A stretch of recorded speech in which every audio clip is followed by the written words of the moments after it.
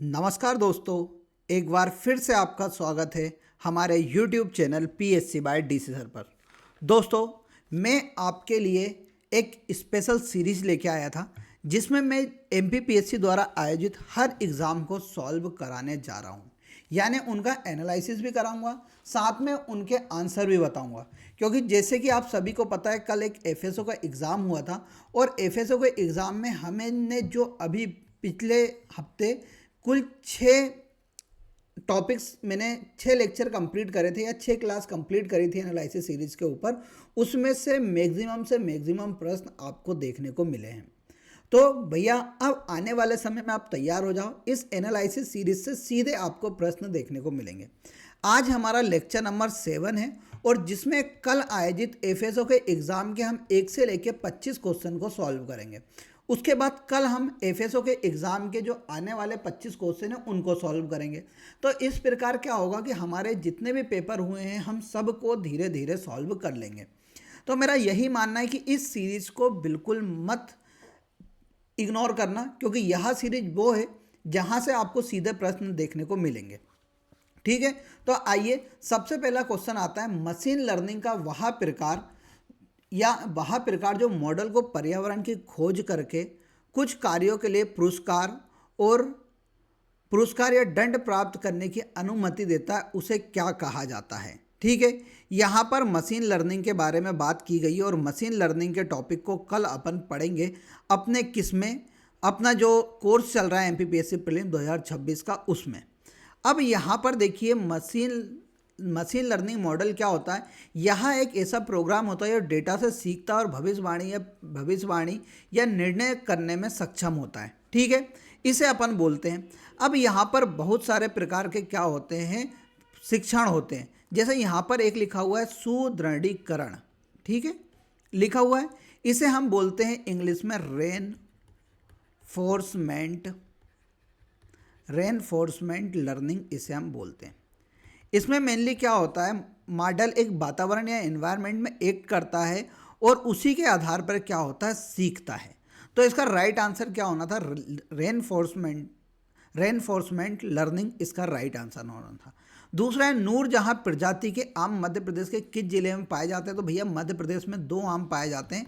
एक तो गोविंदगढ़ का आम बहुत फेमस है मध्य प्रदेश में, और एक आम है ये अपना नूरजहां। और ये नूरजहां आम की बात करते तो ये अपन को मुख्य रूप से अलीराजपुर डिस्ट्रिक्ट में मिलता है। कहाँ पर मिलता है, मुख्य रूप से अलीराजपुर में। और गोविंदगढ़ का आम मिलता है रीवा। और गोविंदगढ़ के आम को आप सभी को पता है GI टैग भी प्रदान किया गया है। तो इसका राइट आंसर होना था C वाला। अगले प्रश्न पे चलते हैं, निम्नलिखित में से कौन सा कथन सही है। अब इसकी बात करते तो यहाँ पर इस टॉपिक को भी हम कल का AI टॉपिक पढ़ेंगे, उसमें मैं आपको बताऊंगा। तो इसका राइट आंसर होने वाला है कौन सा, D वाला। डीप लर्निंग मशीन लर्निंग का एक उप डोमेन है। यानी मशीन लर्निंग के अंतर्गत क्या आता है, डीप लर्निंग आती है। जब मशीन लर्निंग हम पढ़ते हैं तो मशीन लर्निंग के अंदर ही एक आता है डीप लर्निंग नामक टॉपिक। तो डीप लर्निंग का क्या होता है, एक उप डोमेन होता है, आपको याद रखना है। ठीक है, अब अगले प्रश्न पे चलते हैं। उससे पहले MPPSC प्रीलिम 2026 बैच के बारे में आपको बता देता हूं कि भैया, यह बैच लाइव हो चुका है। डेली क्लासेस लाइव हो रही हैं मेरे द्वारा और साथ में DC सर के द्वारा इसमें पढ़ाया जा रहा है। अभी इसमें यूनिट 10 लगभग कंप्लीट हो चुकी है। तो भैया, यूनिट 10 अब कंप्लीट हो चुकी है, तो अब तो आंखें खोल लो। यहाँ बैच मात्र 60 दिनों में आपको 100% मिल जाएगा। लाइव क्लासेस से नया डाटा, हर चीज़ आपको प्रदान की जा रही है मात्र 999 में। इसके लिए आप हमारे दिए गए नंबर पर कांटेक्ट भी कर सकते हो। इसमें आपको रिकॉर्डेड क्लास भी मिलेंगी, PDF भी मिलेगी, स्टडी मटेरियल भी मिलेगा, वीकली मॉक टेस्ट भी हम आपको प्रोवाइड करेंगे। साथ में इसमें हम 1 से लेकर 2 बार आपका रिवीजन भी कंप्लीट कराएंगे एग्ज़ाम से पहले। तो मेरा यही मानना है कि इस जो कोर्स है इसको भैया पढ़ना बिल्कुल मत भूलो। मेरा तो यही मानना है कि इसको आप लगातार पढ़ते रहो, और एक बार कभी आपने इस कोर्स को पढ़ लिया तो यकीन मानिएगा कि आपका प्रीलिम्स कभी नहीं रुकेगा, क्योंकि इसमें नए आंकड़े हैं। हर चीज़ हम आपको नवीन करके दे रहे हैं, जैसा आपके एग्ज़ाम में पूछा जा सकता है। ठीक है, तो आगे आइए, आगे हम बात करते हैं बहुआयामी गरीबी सूचकांक 2023 पर नीति आयोग की दूसरी रिपोर्ट के अनुसार मध्य प्रदेश के किस जिले में 2015 से लेके 2019-21 के बीच में गरीबी प्रतिशत का मुख्य रूप से सर्वाधिक कमी आई है? तो देखिए सर्वाधिक कमी आई है अलीराजपुर जिले में। अब कितनी आई है, तो पहले यहाँ पर होती थी 71.31% गरीब लोग थे, जो बढ़कर मात्र 40.25% रह गए। ये कहाँ पर है? अलीराजपुर में। उसके बाद दूसरे नंबर पर हमें सुधार मिला है बड़वानी में। यहाँ पर 61.60% गरीब हुआ करते थे, आज की डेट में यहाँ पर बचे हैं 33.52%। उसके बाद खंडवा में हुआ है, खंडवा में यहाँ पर 42.43% गरीब रहते थे, जो 15.15% पे आ चुके हैं। तो पहले अलीराजपुर, दूसरे में बड़वानी, तीसरे में खंडवा, आपको याद रखना है। अब यहाँ पर हम बात करते हैं ग्रामीण क्षेत्र में। तो ग्रामीण क्षेत्र की आबादी में भी गरीबी सूचकांक के अनुसार 20.58% की क्या आई है? गरीबी आई है। शहरी गरीबों की हम बात करते हैं तो 6.62% की हमें क्या देखने को मिली है? गरीबी में कमी होती हुई देखने को मिली है। तो ये सभी आंकड़े आपसे आने वाले एग्जाम में भी पूछे जा सकते हैं, तो आप लोग तैयार रहिएगा। अगला प्रश्न चलते हैं। मध्य प्रदेश औद्योगिक संवर्धन नीति 2025 का उद्देश्य 2030 तक राज्य के सकल घरेलू उत्पाद 2.9 लाख करोड़ के कितना करने का लक्ष्य रखा गया है? तो इसका याद रखना है आपको, कितना रखा गया है? 6 लाख करोड़ करने का रखा गया है। औद्योगिक संवर्धन नीति 2025 लागू हुई, उसमें कहा गया कि जो भैया सकल घरेलू उत्पाद है, जो वर्तमान में 2.9 लाख करोड़ का है, उसे हम कब तक कर देंगे? उद्योग क्षेत्र में कितना बढ़ा देंगे? तो 6 लाख रुपए तक कर देंगे। अब देखिए यहाँ पर गोंड जनजाति के कुछ प्रमुख टोटम और उनके प्रतीक चिन्ह दिए गए हैं, उसके ऊपर हम बात करते हैं। तो देखिए टोटम क्या होता है? किसी भी जनजाति में इस्तेमाल होने वाला प्रतीक है, चाहे वह जानवर के रूप में हो सकता है या पेड़ों के रूप में भी हो सकता है। इसके द्वारा एक कबीलाई की क्या की जाती है? पहचान की जाती है। तो गोंड जनजाति मेरे को एक जैसे नेतम पता है कि कुत्ते के नाम के ऊपर रखा गया है। तो पहला क्या है? ये है। तो ए का 2 भैया एक ही में मिल रहा है, बिल्कुल सही। तो बाकरा एक जंगली बिल्ली है। फिर सी का टीकम, टीकम की बात करते हैं तो टीक का पेड़ है। इरापत्री महुए का पेड़ है। तो ये क्या है? टोटम के प्रतीक है और एमपीपीएससी अब लगातार पूछ रहा है, तो इनके ऊपर आपको विशेष रूप से ध्यान देना है। 7वें पे चलें उससे पहले मैं एमपीपीएससी प्रीलिम टेस्ट सीरीज के बारे में बता देता हूं। तो देखिए हमारे यहाँ 3 टेस्ट सीरीज चल रही है। एक चल रही है यूनिट वाइज टेस्ट सीरीज। क्या है? यूनिट वाइज टेस्ट सीरीज है, जिसमें 75 टेस्ट है, 50 यूनिट वाइज है और 25 एफएलटी है। यहाँ आपको मात्र 350 रुपये में मिलेगी। एक आपको चल रही है फुल लेंथ, जिसमें 50 एफएलटी मिलने वाली, और यहाँ मात्र आपको मिलने वाली 199 रुपये में। हमारे पास 14,000 क्वेश्चंस का एक कॉलेब भी रखा हुआ है, जो आपको मात्र 250 रुपये में मिल रहा है। ये 3 टेस्ट सीरीज हमारे पास अवेलेबल है 2026 के लिए। तो देखिए अभी तक मात्र 28 टेस्ट हुए हैं, 28 टेस्ट तक अपन पहुंच चुके हैं। तो अब आपको याद रखना है कि अगले टेस्ट पे पहुंचे उससे पहले अपन को बहुत कुछ पढ़ लेना है। तो मेरा यही मानना है कि इस टेस्ट सीरीज में हम आपके लिए क्या कर रहे हैं? पीडीएफ प्रोवाइड कर रहे हैं। तो आप क्या करो, जैसे 30 टेस्ट हो गए इस एफएलटी के, आप 30 पीडीएफ निकला लो, घर पे लगाओ और ऑफलाइन मोड पे इसे लगाओ, क्योंकि अपना पेपर ऑफलाइन मोड पे होता है, तो कोशिश कीजिए ऑफलाइन मोड पे देने की। साथ में आप यूनिट वाइज में भी हमने आपको पीडीएफ दी है, तो पीडीएफ यहाँ पर भी आप निकालो और इनको भी घर पे बैठ के लगाओ। तो भैया जितना ज़्यादा आप प्रैक्टिस करोगे उतना ही ज़्यादा आपको फ़ायदा है। तो मेरा यही मानना है कि इस टेस्ट सीरीज को लगाना बिल्कुल मत भूलिए। अगले पे हम चलते हैं। जनजातीय संग्रहालय, मध्य प्रदेश जनजातीय संग्रहालय भोपाल की स्थापना किस वर्ष हुई थी? तो 2013 में, जब भारत के प्रणब मुखर्जी कौन थे? राष्ट्रपति थे। तो प्रणब मुखर्जी भोपाल आते हैं और यहाँ पर मध्य प्रदेश जनजातीय संग्रहालय का क्या करते हैं? उद्घाटन करते हैं भोपाल में। और ये प्रश्न भी प्रीवियस ईयर में पूछा गया है। अब tribal heritage of Madhya Pradesh पुस्तक के लेखक कौन है? तो इसका राइट आंसर है H.L. शुक्ल के द्वारा tribe heritage of Madhya Pradesh नामक पुस्तक लिखी गई है। अगले प्रश्न में चलते हैं। मध्य प्रदेश रेल सेवा आयोग या रेल चयन मंडल का मुख्यालय कहाँ पर है?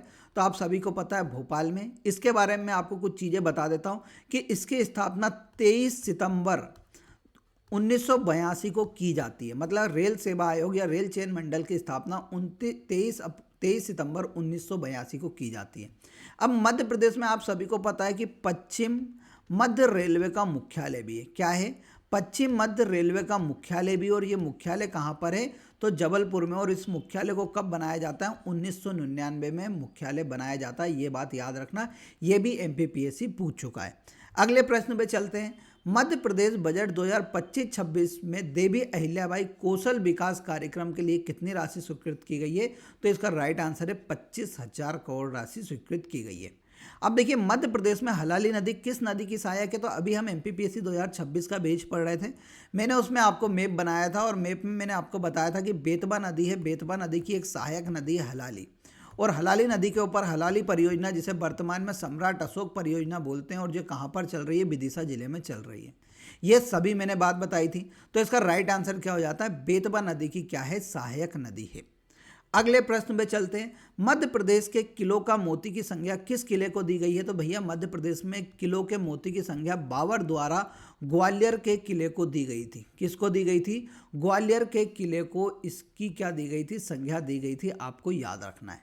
फिर हम अगले प्रश्न पे चलते हैं। वर्ष 2011 की जनगणना के अनुसार मध्य प्रदेश के किस क्षेत्र में अनुसूचित जनजाति जनसंख्या सर्वाधिक है?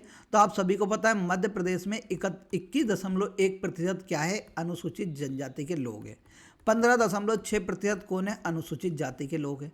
तो सबसे ज़्यादा पूछिए क्षेत्र की बात करते हैं तो भैया हमारे यहाँ पश्चिमी क्षेत्र में मुख्य रूप से भील जनजाति पाई जाती है, और इसी क्षेत्र में सर्वाधिक क्या रहते हैं? जनजाति वर्ग रहते हैं।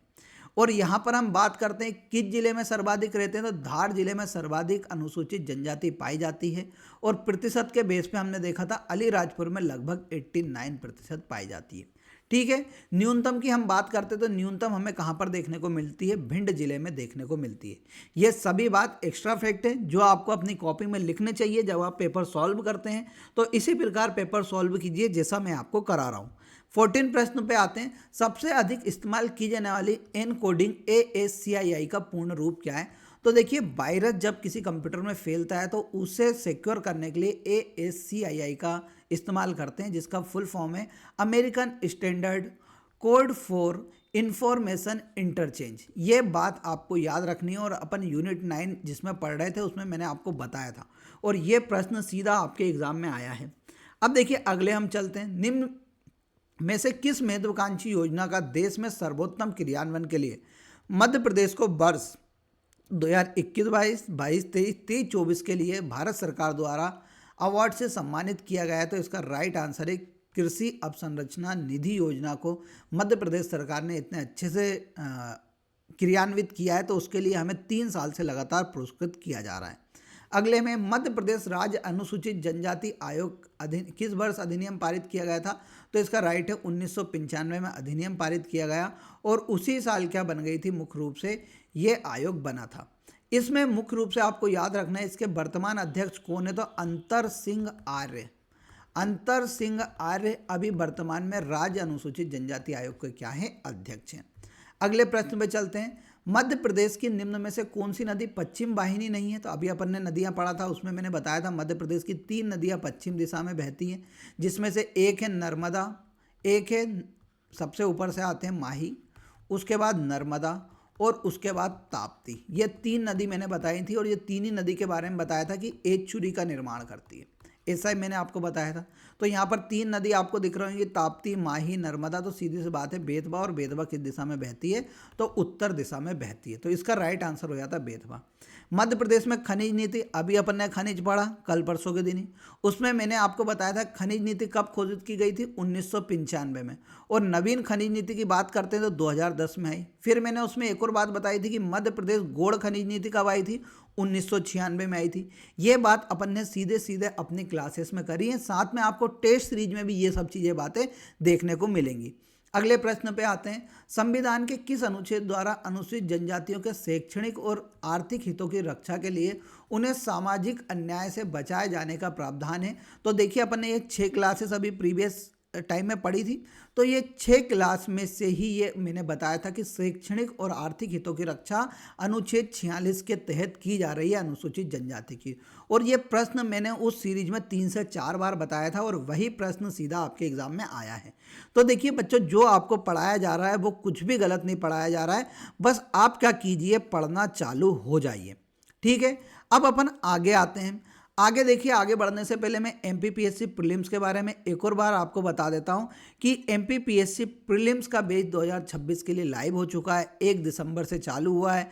अभी यूनिट 9, यूनिट 10 और यूनिट 3, यूनिट 4 अपन पढ़ रहे हैं, उसके बाद अभी बहुत सारी यूनिट बची हुई हैं, तो उसके लिए आप एप्लीकेशन हमारी डाउनलोड कर लीजिए या दिए गए नंबर पर कांटेक्ट कर लीजिए और क्या हो जाइए, सिलेक्शन ले लीजिए। ठीक है, देखिए आपके लिए एक और खुशखबरी की बात है कि भैया MPPSC ने आज ही एक क्या लागू कर दी, आज हमारा जो चालू आगामी प्रस्तावित परीक्षा कार्यक्रम चालू किया और उसमें 26 अप्रैल के दिन प्रारंभिक परीक्षा की बात कही है। तो तैयार हो जाओ भैया इसके लिए भी। अगले प्रश्न पे चलते हैं। देवी अहिल्याबाई होलकर का जन्म कब हुआ था? तो 31 मई 1725 को हुआ था। संविधान के अनुच्छेद 12वीं के अंतर्गत 243B के अंतर्गत कौन सा विषय शामिल नहीं है? तो इसका मत्स्य उद्योग शामिल नहीं है। राज्य निर्वाचन आयोग की नियुक्ति का किस अनुच्छेद में वर्णन है? तो 243T में है। पांडव जलप्रपात किस सहायक नदी पर बना हुआ था? आप सभी को पता है केन नदी पर बना हुआ है और ये मैंने बहुत बार पढ़ाया और इस बार भी पढ़ाया था। आगे बढ़े, प्रीलिम टेस्ट सीरीज जरूर ज्वाइन कर लो। 199 में अब तो भैया क्या आ गया है, मेनली कैलेंडर भी जारी हो चुका है, तो भैया पढ़ना स्टार्ट कर दो। अगले प्रश्न पे चलते हैं। मध्य प्रदेश में कौन सी जनजाति स्वयं को खूटिया पटेल बोलती है? खूटिया पटेल तो शहरिया बोलती है। ओरछा पर्यटन स्थल किस जिले में स्थित है? तो निवाड़ी, जो 1 अक्टूबर 2018 को जिला बनाया गया है, इसी में ओरछा है। यहाँ पर राम राजा मंदिर स्थित है, साथ में यहाँ बेतवा नदी के किनारे स्थित है। तो यहाँ पर हमारी क्लास कंप्लीट होती है। सबसे बड़ी बात है कैलेंडर जारी हो चुका है, तो भैया तैयारी करना बिल्कुल मत भूलिए। हमारे पास 2 कोर्सेस हैं, आपके पास प्रीलिम 2026 का लाइव बैच है, साथ में टेस्ट सीरीज भी है, तो इसे ज्वाइन करना बिल्कुल मत भूलिएगा। ठीक है, मिलेंगे अगले लेक्चर में, तब तक के लिए जय हिंद जय भारत।